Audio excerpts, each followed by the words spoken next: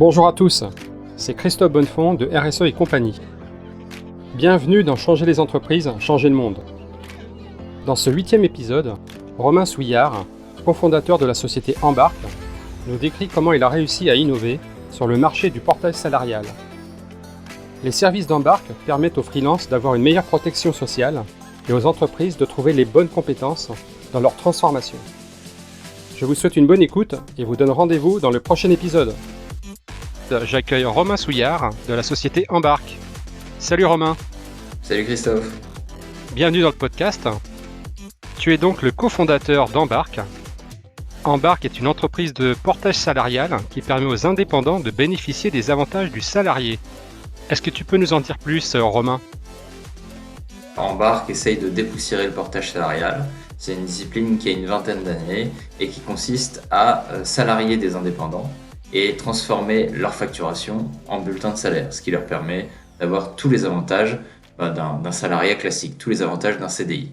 Donc le pôle emploi, la prévoyance, la mutuelle, c'est un statut un peu hybride entre le freelance et le salariat classique. Voilà. D'accord.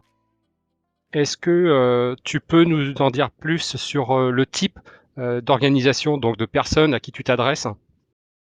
Globalement, principalement, on se destine à être contacté par des freelances, donc des travailleurs indépendants qui ont décidé de passer le cap et de devenir leur propre patron. Donc globalement, c'est à ces freelances qui est destiné le portage.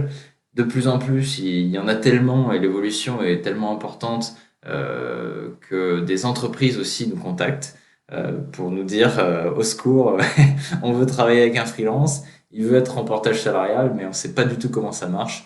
Et là, il y a un rôle d'accompagnement qu'on va faire aussi avec ces entreprises qui vont, pour là où les premières fois, faire appel à un freelance. Parce que tout n'est pas si simple. Pour que les choses soient sécurisées pour le consultant porté, mais aussi pour l'entreprise, il y a quand même un minimum de contrats à mettre en place et puis un minimum de sécurité à respecter. Et puis au-delà de ça, maintenant, et de plus en plus, il y a pas mal de sociétés de recrutement qui ont créé une cellule où ils mettent à disposition des entreprises clientes plusieurs freelances. Et puis, ces sociétés-là proposent aussi aux freelances le choix. Il aura le choix de soit être auto-entrepreneur, soit avoir sa propre structure, mais aussi de passer en portage salarial. Et dans ces cas-là, il se peut aussi que Embark soit sollicité. D'accord. Est-ce que tu connais peut-être d'autres structures équivalentes dans le portage salarial ? Dans le portage salarial, l'avantage c'est que c'est un petit monde, c'est un petit métier où tout le monde se connaît. Donc effectivement, le portage salarial, il y a quand même pas mal de concurrents. Je crois qu'il y a environ 300 sociétés de portage actuellement en France. Il y en a beaucoup qui se développent, et c'est intimement lié avec l'évolution du nombre de freelances en France. Donc c'est de plus en plus concurrentiel et on y voit beaucoup de concurrents si engouffrés par l'appât du gain et pas tellement pour le fond de la profession. Donc c'est pour ça que bien choisir sa société de portage, choisir des gens qui savent ce qu'ils font, qui vous accompagnent, c'est ultra important. D'accord, très bien. Et donc, tu as pu, en lançant Embark, te différencier sur ce secteur d'activité. Oui, on a voulu, on a voulu tout de suite marquer la différence chez Embark. Le portage salarial, c'est une discipline qui est plutôt une très bonne discipline. C'est une discipline qui est plutôt favorable, qui consiste à déprécariser un statut qui est assez précaire. Le statut du freelance est plutôt précaire. Le portage salarial lui permet une sécurité et lui permet de sécuriser sa position. Mais on va dire que ce produit, donc le portage salarial, qui était destiné à des freelances, a été beaucoup développé par des sociétés qui ont eu un modèle très archaïque. C'est assez contradictoire. En fait, on a des freelances qui sont la jeune génération pour la plupart, ou en tout cas le nouveau monde du travail, et puis avec des sociétés de portage qui les accompagnent, qui étaient un peu inscrites dans des process et dans des façons de faire qui sont très attachées au passé, très conservatrices.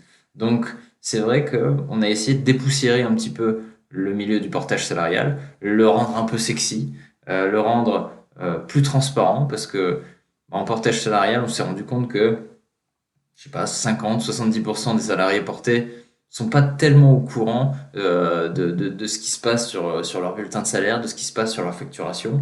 Donc nous, on a voulu, au-delà de nos outils, de notre jeunesse, de notre ambition éthique, on a voulu aussi mettre à disposition du consultant des outils pour qu'il puisse comprendre tout simplement la discipline fondamentalement. Et je pense que là, chez Embark, on se plaît à dire qu'on est des matelots parce que on a tout à fait la philosophie maritime, mais au-delà de ça, on est aussi brut que des matelots. C'est-à-dire que c'est ça aussi la bienveillance, c'est expliquer à quelqu'un comment on va travailler avec lui et comment on va l'amener à comprendre ce qu'on est en train de faire, même si la discipline est pour le coup très compliquée. On parle quand même de droit de la paix et de droit social. C'est des disciplines qui sont très compliquées. Ben, on arrive à tout vulgariser et à tout faire comprendre grâce à des outils et beaucoup de pédagogie aux consultants. Donc arrêtez avec le flou artistique qu'il y a pu y avoir autour du portage. On peut faire le test qu'on a déjà fait de 20 consultants en portage qui ne sont pas vraiment au courant de comment fonctionne le portage, des risques que ça peut représenter, mais aussi des avantages qu'il peut y avoir. Donc, je pense que il y a quand même encore un petit manque d'informations et on essaye de différencier Embark sur ce thème-là. Être vraiment des gens très clairs, très transparents, éthiques dans notre façon de faire et pour le bien de la profession. Je vais revenir un petit peu sur l'origine d'Embark.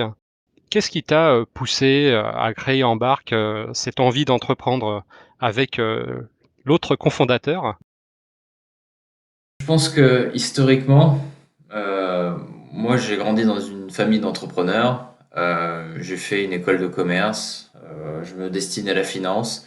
Je suis arrivé à 25, 26 ans sur des postes dans la finance ou dans la banque. Mais je savais pas du tout ce que j'étais en train de faire là, quoi. Je savais pas ce que j'étais en train de faire. Donc j'étais dans des conditions qui étaient plutôt favorables et confortables, mais il y avait aucun sens à ce que j'étais en train de faire. Je trouvais les travaux que j'étais en train de faire globalement très chiants. Je m'amusais pas du tout et j'ai décidé plutôt comment dire, de monter mon projet. Mais le projet d'Embark, il fallait que ça colle un petit peu avec mon ambition, ma volonté de faire. Et en fait, j'ai tellement été déçu par le salariat, déçu par le management tel qu'on le connaît, qui est cassant, qui est parfois incompétent dans pas mal de cas, que j'ai décidé de m'associer à un mouvement qui me correspondait tout à fait, c'était le mouvement freelance. Moi, demain, je pense, si j'avais pas monté en barre, j'aurais été freelance. Donc, je me suis intéressé à ce mouvement freelance. Je me suis intéressé à son évolution. C'était tout à fait favorable à ce que l'entrepreneuriat s'y prête. Je voulais accompagner ce mouvement. Alors, c'était soit je devenais freelance. Malheureusement, bah, j'avais pas de talent. Pour être freelance, il faut avoir un talent particulier. Et moi, comme toute personne sortie d'école de commerce, j'ai pas de talent particulier. C'est quand on n'a pas de talent, bah, on accompagne ceux qui en ont. Et donc, Embarque, l'ambition, c'était d'accompagner les consultants freelance, d'accompagner leur évolution et puis de leur offrir un service, un service client du tonnerre et des outils qui sont vraiment dans la fibre du digital et avec aussi une bonne dose d'éthique. Parce que bon, les freelances ont besoin, les freelances incarnent la nouvelle génération et la nouvelle génération a besoin d'éthique, a besoin de transparence. Donc il fallait absolument un produit qui, globalement, regroupe toutes ces caractéristiques. Et c'est là où on a créé Embark. On a eu d'autres projets entrepreneuriaux avant, qui ont pas, qui ont pas toujours été des grands succès. Mais pour le coup, ça nous a appris un petit peu à être entrepreneur parce que ça s'apprend pas à l'école. Et c'est de là aussi qu'on a créé Embark. Voilà. Bah, super, en tout cas, je pense que tu es sur un bon créneau, aujourd'hui, puisqu'il y a un véritable engouement, hein, quand tu regardes l'évolution, du salariat, des indépendants surtout. On voit qu'il y a quand même, je crois que c'est la moitié, hein, des salariés en France. On doit être à 25 ou 26 millions de salariés et la moitié, ce sont des indépendants. Oui, bah, il y a de plus en plus d'indépendance, ça c'est sûr. Et là, je reprends une étude que j'ai lue il y a pas si longtemps que ça. Je crois que c'était en 2018. il y avait 930 000 freelances en France. Donc 930 000, c'est énorme par rapport à ce que ça pouvait être dans les années 90 où les freelances c'était 3-4 uluberlus qui facturaient en freelance et c'était pas une profession du tout reconnue. Maintenant, on est arrivé sur un phénomène sociétal. Je pense qu'il faut pas avoir peur du mot parce que c'est le cas et qui prend une ampleur considérable avec une croissance entre 30 et 40% par an. Donc là, potentiellement, en France, il y a peut-être entre 1,3 million et 1,5 million freelance. C'est une population qui est énorme. Et pour le coup, si on fait un recoupement rapide, ça devrait encore augmenter parce qu'en Europe, les freelances représentent quasiment maintenant 11 millions. Donc ça va être un mouvement énorme qui a été très peu structuré. Mais très récemment, justement, il y a eu le premier syndicat du freelance. Mais c'est un milieu qui a besoin d'être accompagné et qui n'a pas besoin d'être accompagné par des gens qui sont là uniquement pour l'appât du gain, mais par passion aussi et par engagement. Nous, chez Embark, on est depuis le début engagés et persuadés que ce mouvement allait exploser, que ce mouvement va exploser. Il est en train d'exploser et ça nous donne, alors effectivement, ça coûte pas grand-chose, mais ça nous donne raison par rapport au projet entrepreneurial. Et après, il va falloir continuer à leur mettre à disposition des services de grande qualité. Et c'est pour ça que Embark, c'était important comme projet parce que on voyait trop de projets entrepreneuriaux qui étaient destinés aux freelance et qui ne véhiculaient pas du tout les valeurs du freelance. Enfin, c'est pas possible de s'adresser à un jeune qui est sorti du système du salariat classique parce qu'il a été dégoûté par le management, les rémunérations, par le manque de transparence. Et dès la première mission trouvée, on lui propose des services qui sont pas transparents, des services qui sont pas éthiques. Ça n'a pas de sens. Donc il fallait absolument un service et un ADN qui correspondent à ce mouvement-là, sans aucun doute. Oui, et en 2017, je crois, hein, ça a été beaucoup plus encadré au niveau du portage salarial. Oui, le portage salarial a eu au moins des reconnaissances sur le droit du travail, avec aussi l'ordonnance qui a été, bon, on va dire, l'acte fondateur du portage salarial et qui lui a permis une vraie reconnaissance. Parce que avant ça, c'est pas que c'était du bricolage, mais en tout cas, c'était difficile pour les sociétés de portage d'expliquer sans cadre contractuel. Et là, récemment, effectivement, il y a eu la convention collective qui donne une vraie, comment dire, une vraie légitimité à la profession. Et, et c'est important d'en parler parce que la convention collective, oui, c'est hyper chiant à lire, mais pour le coup, ça donne un vrai cadre et ça donne une protection aux salariés. Et le constat est sans appel. Il y a encore 60% des sociétés de portage qui appliquent la mauvaise convention collective. Donc c'est pour ça, quand, voilà, quand on parle d'accompagner un mouvement qui est en train de se former, de l'accompagner avec rigueur, ça fait aussi partie comment dire, de cet engagement qu'on doit avoir en tant qu'entrepreneur, surtout sur de tels mouvements. Merci beaucoup, Romain, pour toutes ces précisions, hein, sur le portage salarial. Et puis j'espère que les auditeurs qui auront envie, de te rejoindre, hein, chez Embark. Bon, de toute façon, ma porte est grande ouverte. On a eu l'habitude d'avoir des sociétés de portage qui étaient un petit peu des mastodons avec un directeur général, avec un président, avec une ligne hiérarchique, avec des organismes un peu cachés. Embarque, c'est un organisme qui est un organisme, une société qui est tout le contraire. On est installé dans le 11e. Il y a des consultants qui viennent souvent nous voir. Il n'y a pas de problème pour échanger, on est toujours disponible et on veut casser un peu cette image de société un peu fantôme. Justement, on ne veut plus l'être. Très bien. Et au niveau donc des salariés portés, ils proviennent principalement d'Île-de-France ou d'autres régions? Je pense qu'au niveau de la cartographie, historiquement et actuellement, l'Île-de-France, c'est encore le plus gros bastion de freelance, sans aucun doute. Après, on a vu quand même des régions où le mouvement s'est développé drastiquement. Il y a la région du Nord, les Hauts-de-France, la région lilloise, que j'anime grâce à Embarque Lille, dont on a ouvert l'antenne il n'y a pas si longtemps que ça. Et il y a aussi le sud de la France avec Marseille, où il y a de plus en plus de freelance qui se lancent. Le freelancing c'est cool. À Paris, je pense que certains ont eu leur dose et donc s'exportent dans des régions et se régionalisent.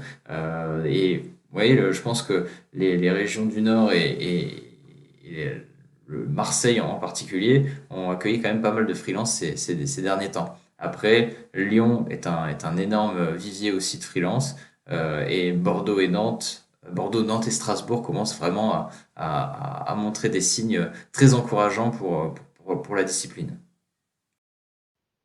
Très bien, donc en fait, tu t'adresses vraiment à tous les futurs salariés portés, de toute la France? On s'adresse à tous les salariés portés et on a deux corps de métier chez Embark qu'on accompagne régulièrement. C'est les IT, du développeur au DSI et les managers de transition. C'est les deux populations avec qui on travaille le mieux chez Embark, sans aucun doute. Parfait, merci pour ces précisions, ça peut intéresser les auditeurs aussi. Concernant, tu sais, Romain, l'impact, aujourd'hui, on parle beaucoup d'entreprises avec, de l'impact, hein, maintenant, on parle plus de quasiment enfin, on va parler de moins en moins de performance, mais plus d'impact.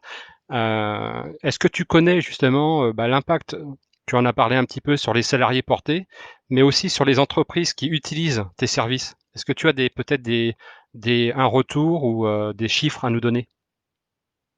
Alors, historiquement, c'est une bonne question. Et c'est vrai que c'est une question qui, il y a 10 ans, se prêtait pas trop au portage salarial. Le portage, c'était une société quasi fantôme qui facturait, qui faisait un bulletin de salaire sur des bases qui étaient pas toujours bien déterminées. Et en gros, cette société était quasiment inexistante. Elle n'avait pas d'âme, pas d'ADN.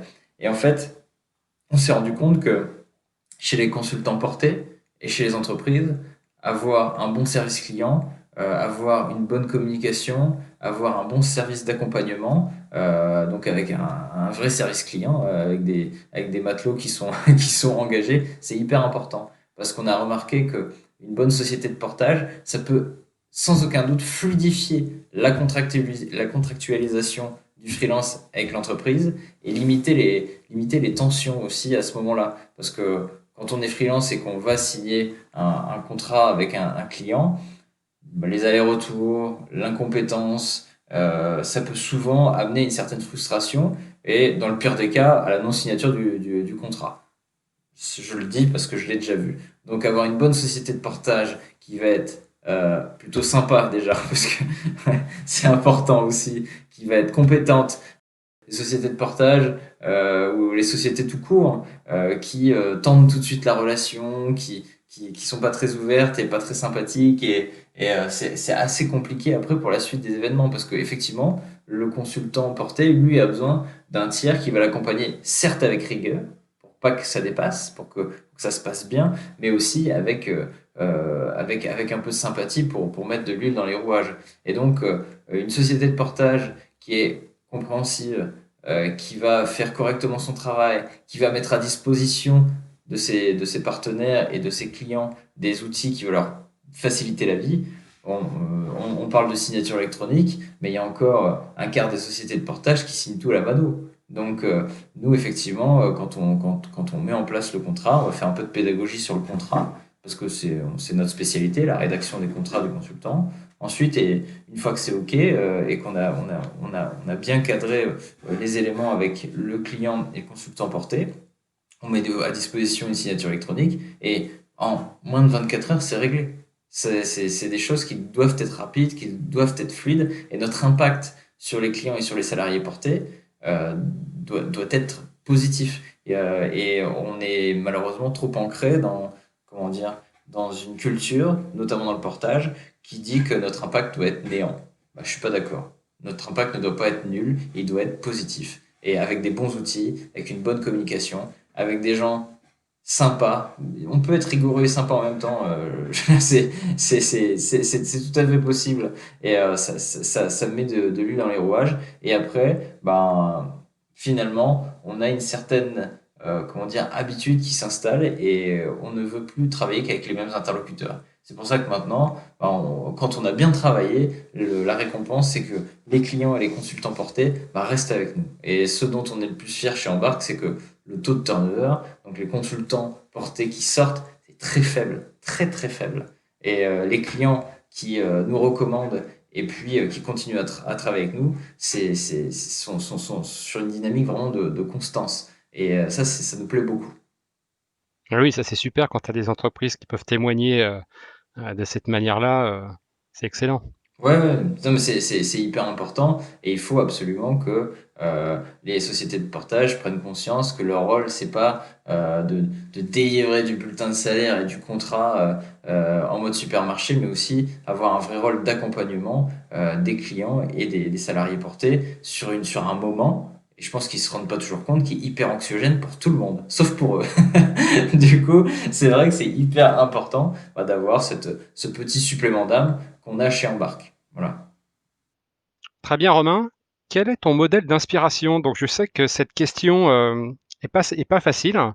Donc, ça peut être une personne, ça peut être un livre d'ailleurs, ça peut être un film aussi. C'est vraiment une question qui est très large.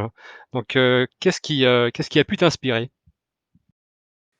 Ben, là, pour le coup, je pense que moi, j'ai un modèle d'inspiration qui est net, que j'ai en tête, et qui me vient du sport, tout simplement. C'est Claude Onesta. Claude Onesta, qui est un des entraîneurs les plus titrés du monde, avec son équipe de France de handball, qui est une sommité sur l'art du management, et qui est une personnalité marquée au fer rouge par des valeurs. Et ça m'anime. Ça m'anime. J'ai été handballeur plus jeune. Et j'ai vu l'évolution de l'équipe de France, de cet homme qui était incompris de tous, qui avait des résultats qui étaient déplorables au début, et puis qui finalement est devenu, grâce à la réussite de son modèle de management, 3, 4, 5 ans plus après qu'il ait été appliqué pour la première fois, la réussite de son modèle de management qui a amené l'équipe de France de handball sur ses plus grands titres et sur une succession de titres jamais vus dans l'histoire du sport. Et le handball, ça me parle beaucoup parce que j'ai eu comment dire, j'ai eu le défaut dans ma vie entrepreneuriale, enfin, surtout au début, d'être très perso, de tout ramener à moi. Je suis un profil plutôt commercial, donc globalement, c'était moi, moi, moi, je fais, et puis j'avais pas beaucoup d'esprit d'équipe. J'étais animé par le fait de gagner, mais finalement, comme au handball, comme dans tout sport co, on peut pas gagner un match à soi. C'est pas possible en étant tout seul. C'est dans l'équipe qu'on tire les plus grandes forces, l'esprit d'équipe. C'est un peu consensuel ce que je dis, mais c'est vrai. Une entreprise comme Embark, c'est vraiment un groupe de personnes, mais qui font corps. C'est un esprit d'équipe. On est une vraie équipe. Alors, tout le monde a ses qualités, tout le monde a ses défauts, mais on est unis par un seul objectif. Et ça, c'est top. Ça, c'est top. Et on arrive vraiment à tirer le meilleur de chacun d'entre nous grâce à l'unité qu'on peut avoir. Et tout ça, ça m'a été inspiré surtout par le sport et aussi par les déconvenus. Donc, voilà, le modèle de Claude Onesta, le modèle du sport collectif a été une grande leçon pour moi. Je suis passé par les moments un peu difficiles, mais c'est dans ces moments-là où on se rend compte qu'on était dans le faux, et puis ce qui permet de redresser la barre et puis de mettre le cap sur quelque chose de plus positif. Mais effectivement, bon, c'est ces modèles-là qui ont beaucoup, beaucoup compté pour moi.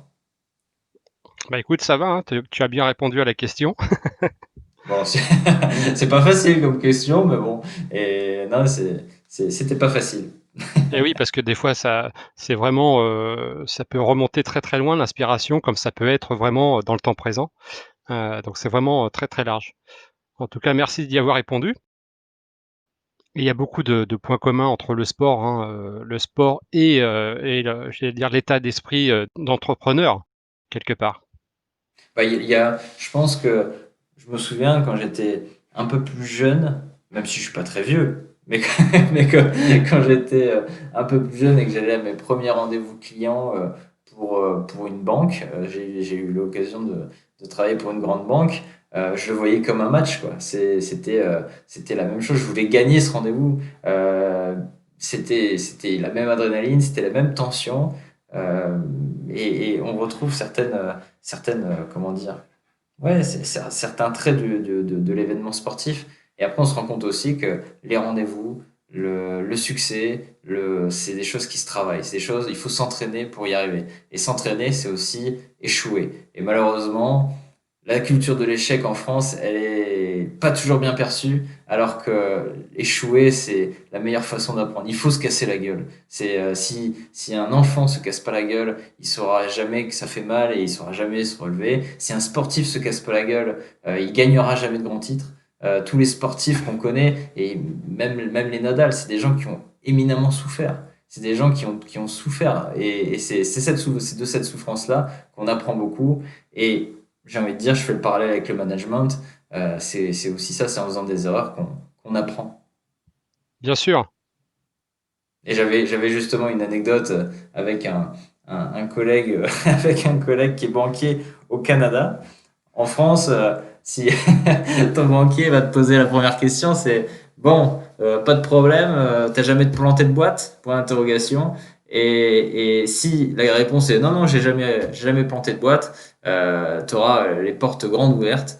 Et au Canada, mon pote m'expliquait que la première question c'était bon, t'as planté combien de boîtes? Parce que le fait d'avoir planté des boîtes, c'est carrément un pass pour rentrer dans ces grandes banques-là et pour obtenir des financements parce que l'entrepreneuriat, encore une fois, ça n'existe pas à l'école de l'entrepreneuriat. Ou en tout cas, si elles existent, c'est quand même beaucoup de masturbation intellectuelle.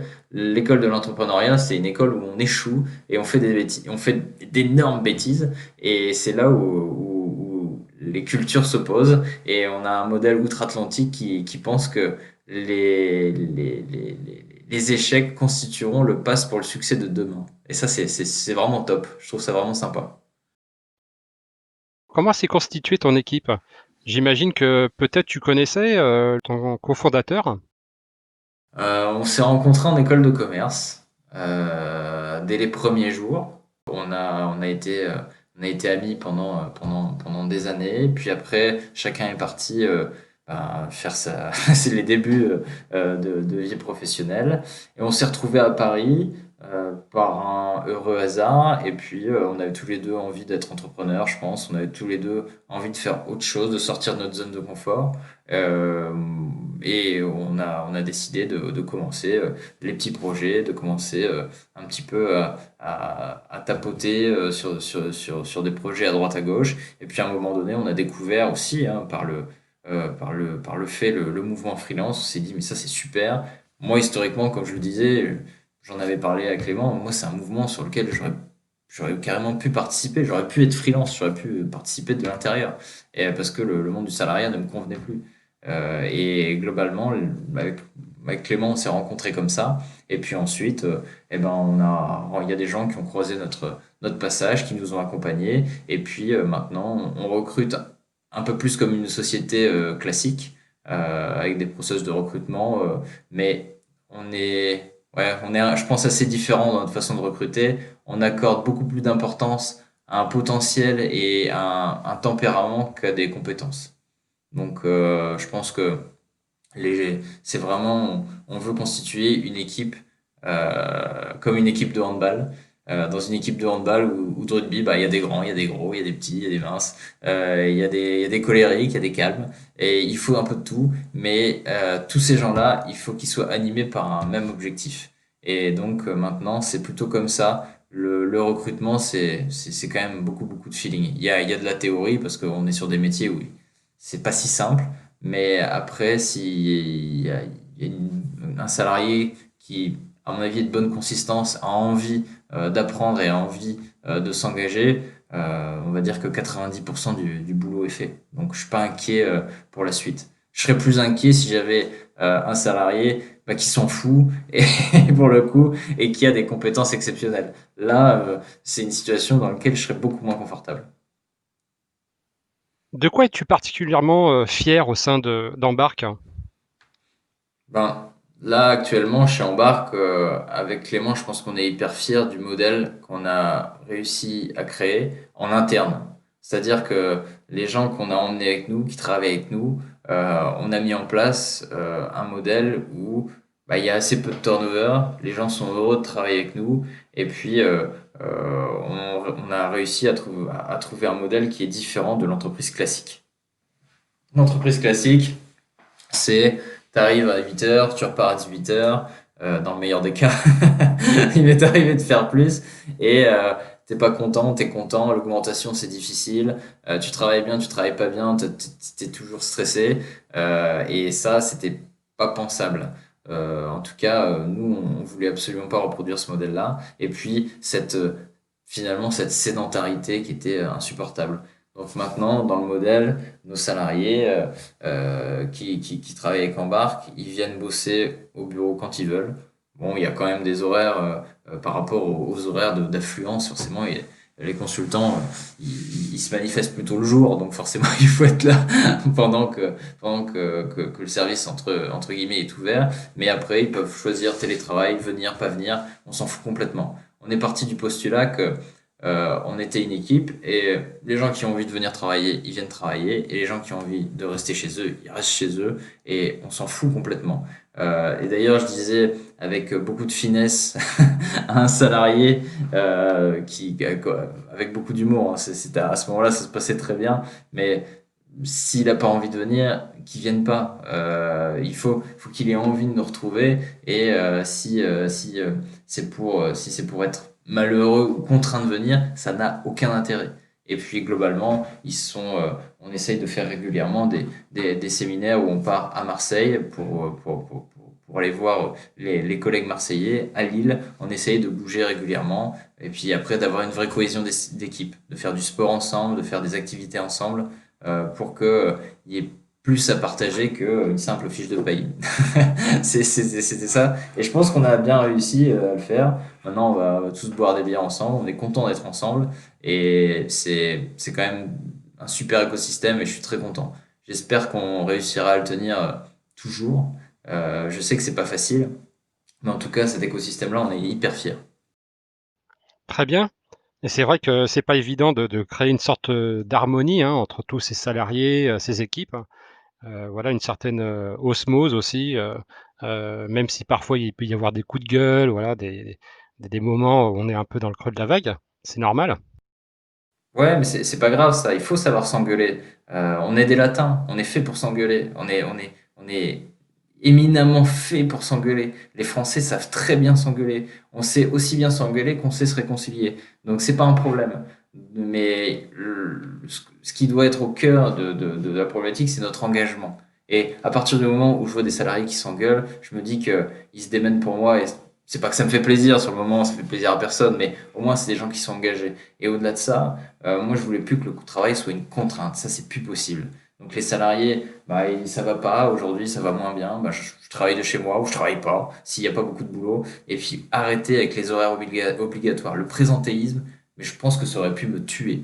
Donc ça, c'est des choses aussi qu'il faut rentrer dans le crâne des nouveaux dirigeants. C'est un salarié qui arrive à 9 heures, qui repart à 17 heures tous les jours, alors qu'il n'a rien à faire, mais c'est des choses qui peuvent tuer un esprit d'entreprise, qui peuvent tuer une motivation.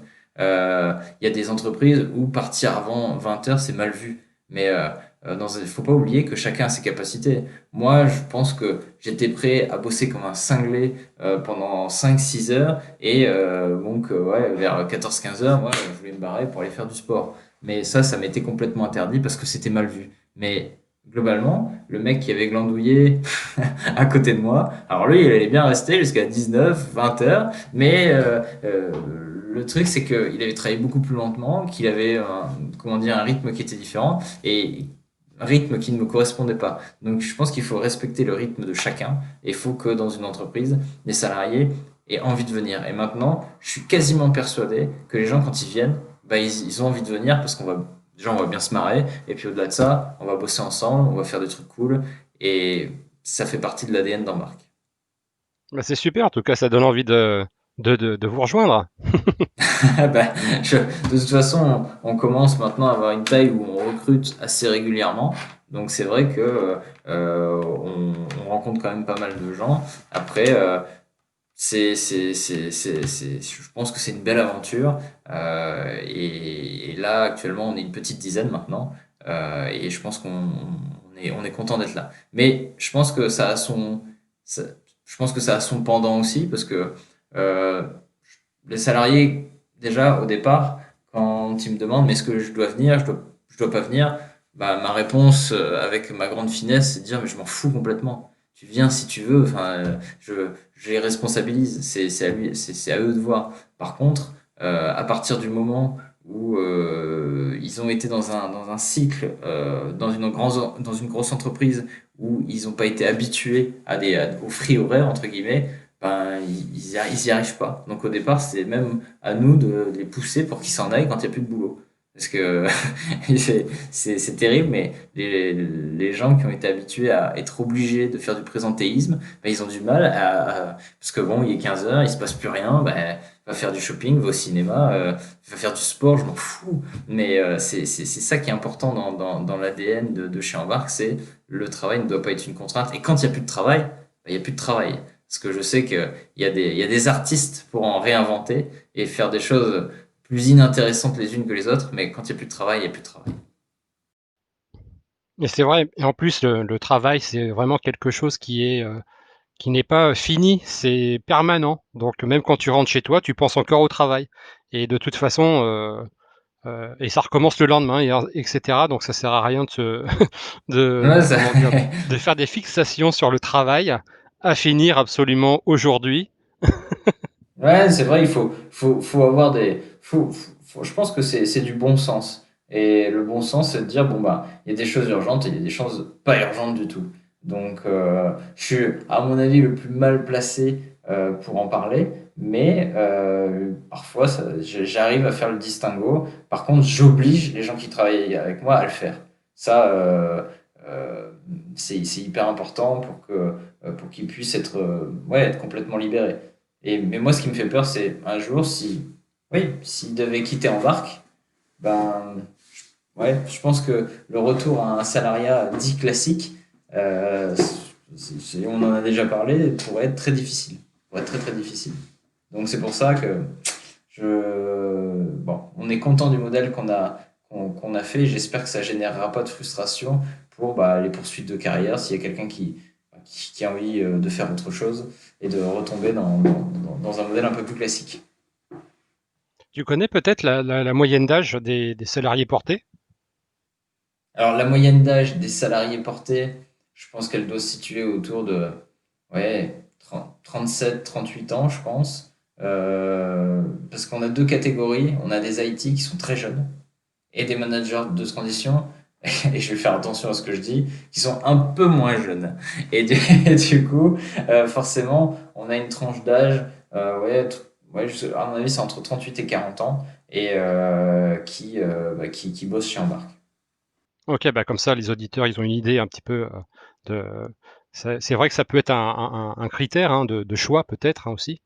Euh, Ouais, c'est vrai, mais ce qui est marrant, c'est que chez Embark, on a su s'adapter à une population très jeune et aussi à une population qui est un peu plus conservatrice. Parce que on a beau avoir un beau produit, Embark a beau être un plutôt beau produit, on est quand même très rigoureux au départ. On est des spécialistes du fond avant que d'être des spécialistes de la forme. Et ça, c'est important.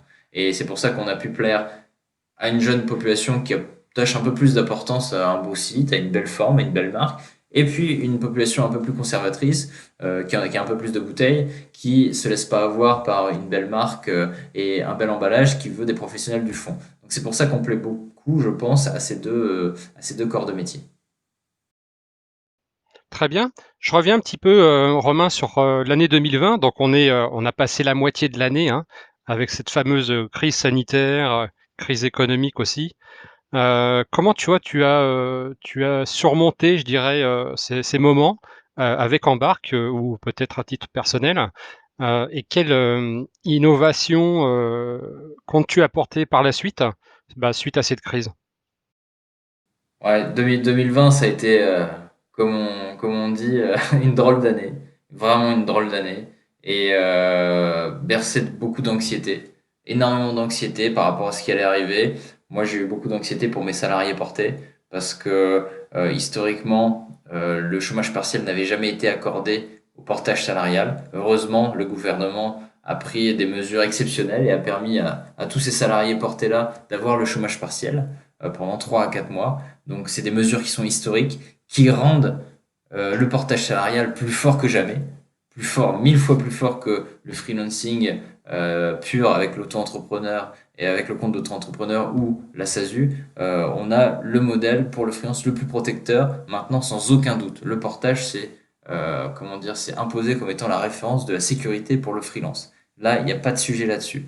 Donc ça nous a levé une anxiété. Et après, une fois qu'on avait on était un peu redescendu parce que c'était beaucoup d'échanges avec la cellule de continuité d'activité du ministère du Travail. Une fois on était rassuré sur ce point-là, il fallait s'organiser pour continuer à travailler. Nos salariés portés avaient besoin de nous. Nous, on se devait d'être sur le pont. Le grand avantage qu'on a eu, c'est déjà de travailler quasiment tout le temps en remote. Donc, de travailler en télétravail, c'est dans la culture d'Embarque. Donc, nous, on n'a pas, tous nos outils sont digitaux. On n'a pas eu plus peur que ça. On a l'habitude. On signe tout via la signature électronique. Tout est en ligne. Donc, on n'était pas du tout inquiet. On est très à l'aise par rapport au fait de faire des visios et de faire avancer des projets. Et la période, effectivement, on l'a vécu en termes d'activité, ça a été assez calme. Voilà, on peut pas se leurrer. Mais en termes de suivi, on n'était pas plus inquiet que ça. Nous, le télétravail, le fait de travailler à distance, c'était déjà ancré dans notre façon de faire. Et donc pour la suite, c'est vrai que on va, je pense, euh, promouvoir toujours ce télétravail, ces nouvelles formes de travail, cette nouvelle façon de travailler. Et j'espère que les entreprises qui se sont retrouvées le bec dans l'eau du jour au lendemain parce que le télétravail c'était pas bien vu, parce que vont l'obliger, en tout cas, ou vont le mettre en place dans leur process. Je pense que ça me paraît important. Euh, pour Embarque, on va dire que tout était déjà bien en place pour ce genre de cas de figure. Par contre, pour d'autres entreprises qui étaient un peu plus en souffrance, j'espère que même si c'est un événement tragique, cette crise sanitaire, c'était terrible. On a des images quasiment de guerre, avec un confinement qui est historique. On a vécu quelque chose d'historique. Euh, je pense que quand on en reparlera, ce sera juste incroyable. Mais effectivement, ça nous a permis aussi sur le monde du travail de lâcher un peu prise, de voir que le travail, c'est que du travail. Par rapport à nos vies, ça ne vaut rien, absolument rien. Et ça, comme le dit un ami, ça a remis l'église au milieu du village. Et ça, c'est le plus important. C'est le plus important. Ça a permis de relativiser sur beaucoup de choses. Et j'espère que ça a permis à certaines entreprises d'avoir de meilleures méthodes de travail beaucoup plus agiles. On arrive à la fin de cet enregistrement. J'aimerais que tu nous expliques rapidement, par exemple, moi je suis salarié et j'aimerais devenir indépendant et je t'ai trouvé sur les moteurs de recherche, voilà, comment je fais? Et si tu peux nous expliquer aussi du côté entreprise, comment on fait pour trouver des salariés portés? Alors, globalement, quand on passe freelance, on va me contacter au moment où on aura déjà trouvé une mission. C'est-à-dire que si tu deviens freelance, tu vas déjà te consacrer à la recherche d'une mission. Tu vas trouver cette première mission. Et je pense que tu me contacteras dans le même temps ou ensuite. Moi, je vais intervenir sur la contractualisation. Une fois que tu t'es mis d'accord avec ton client, avec ce que tu vas facturer, avec les avantages que tu auras négociés avec, moi je vais coucher tout ça sur papier. Donc je vais faire un contrat de prestation et ensuite, une fois que le contrat de prestation sera en ligne et signé par toutes les parties, je vais mettre en place un contrat de travail et puis là, je vais t'ouvrir un espace sur notre outil, je vais te permettre d'accéder à notre écosystème Embarque et puis d'être parfaitement tranquille de pouvoir facturer du jour au lendemain sans avoir à créer quoi que ce soit et juste en nous envoyant quelques éléments. Le but du portage salarial, c'est d'être tranquille. L'objectif du freelance, il est unique et il doit simplement se déplacer chez son client et faire un carton. Il ne s'occupe de rien, ni de sa facturation, ni de sa contractualisation, ni de rien. Et ça, c'est important. Une liberté d'esprit totale avec des gens derrière qui s'occupent de tout et qui savent ce qu'ils font. Et côté client, pour trouver des freelances maintenant, il y a quand même pas mal de biais. Il y a des plateformes, il y a des cabinets, il y a les freelances qui se positionnent eux-mêmes. On se fait souvent démarcher sur LinkedIn par des consultants freelance qui sont bons et qui font eux-mêmes leur prospection. Donc, on va dire qu'il y a plusieurs biais. Et même si le fait de passer par un cabinet, ça permet parfois un petit peu plus ou une plateforme, ça permet un petit peu plus de confort par rapport à l'assurance du profil. Parce qu'effectivement, quand on a un consultant freelance qui fait défaut, là on n'a personne à qui parler, alors que quand on a un cabinet derrière, c'est peut-être parfois un peu plus rassurant. Très bien. Et j'ai vu en plus sur le site, on peut, sur la page d'accueil, on peut d'ailleurs simuler son revenu. Ben oui, c'est ça notre métier, effectivement, c'est d'avoir créé un écosystème qui est cool, avec des outils qui sont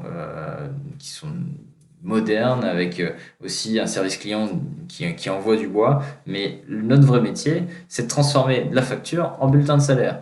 Donc, la grande question du consultant, c'est combien je vais gagner avec cette facture. Nous, maintenant, on a un outil, et cet outil qui a l'air d'une petite calculatrice, ne vous y fiez pas, c'est un outil qui est précis à l'euro près, qui vous permettra de savoir, avec un montant de facturation précis, combien vous allez gagner à la fin du mois, tout simplement. C'est vrai que c'est quand même un facteur important, surtout en indépendant, de savoir combien on va pouvoir gagner. C'est hyper important de savoir combien on va gagner et d'en être sûr. Et c'est là où l'éthique et la transparence d'Embark fait la différence. Parce qu'on est capable de mettre en place des outils qui vont correspondre quasiment à la dizaine d'euros près. Et ça c'est plutôt pas mal. Oui, effectivement, donc Embark, c'est une innovation technologique et une innovation également managériale avec les salariés portés. Ouais, c'est ça, on a essayé d'innover sur le cœur du métier, le portage salarial, en rendant automatique et en automatisant le maximum de tâches, mais aussi dans notre façon d'appréhender la vie à l'entreprise. Donc avec nos salariés, on a essayé d'innover sur les deux pans, espérons que l'avenir nous donne raison sur ces projets-là. Oui, je pense que c'est un secteur en pleine croissance au niveau de l'emploi. C'est un secteur qui est en pleine croissance, c'est un secteur qui a de l'avenir et c'est un secteur qui est immensément en demande de conseils et en demande de sociétés qui les accompagnent, qui accompagnent avec une certaine intégrité. Donc j'espère pouvoir t'accompagner sur ce mouvement des salariés portés. Tu seras le bienvenu. Avec grand plaisir. Romain, je te remercie. Donc je rappelle à nos auditeurs que tu es le cofondateur d'Embark avec Clément Escande. Ça. Je remercie également donc les auditeurs et les collaborateurs des entreprises engagées comme la tienne dans la performance sociale, écologique et économique. Un petit rappel juste sur le podcast, donc changer les entreprises, changer le monde, le podcast qui vous fera aimer la RSE. Vous allez également découvrir ou redécouvrir un acteur RSE qui change des entreprises en France à chaque épisode. Le podcast est disponible sur les plateformes YouTube, SoundCloud, Spotify et bien d'autres. Et enfin, pour participer au podcast comme Romain, contactez-moi sur LinkedIn ou RSE et compagnie sur Twitter et Instagram @RSE et compagnie.